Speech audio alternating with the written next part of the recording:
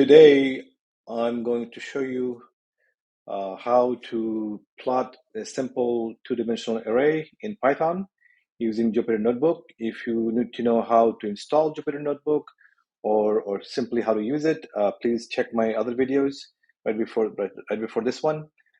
Also, please like and subscribe if you find these videos useful. It really helps me out. Thanks a lot. All right, so in this Jupyter Notebook, first thing I'm going to do is I'm going to import the NumPy library because we're going to use that to create the numbers, the data. Next thing I'm going to do, I'm going to create yet another library called matplotlib. Each one you have to run it again if you open the Jupyter notebook afterward, because I've already done this before. Now on the third line, what I'm doing is I'm using the NumPy library to give me a set of random numbers. This will be for normal distribution, mean will be 10, standard deviation will be 2.0, and I'll get 50,000 numbers. So I'm going to run that.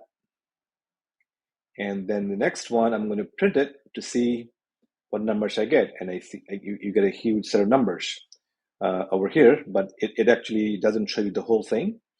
It shows you first few and the last few, but that's the value of X. It's a single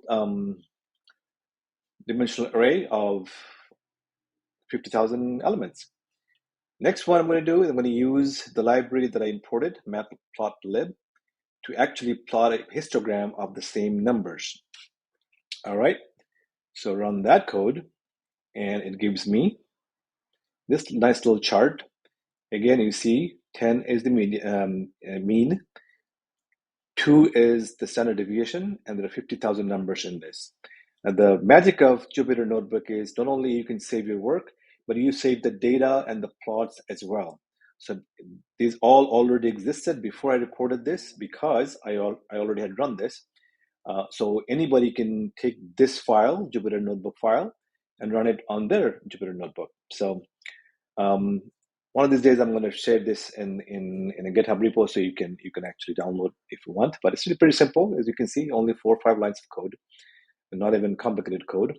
So the idea is I'm going to go step by step with Python and slowly go towards actual machine learning algorithms and writing code for that, and we'll learn by doing.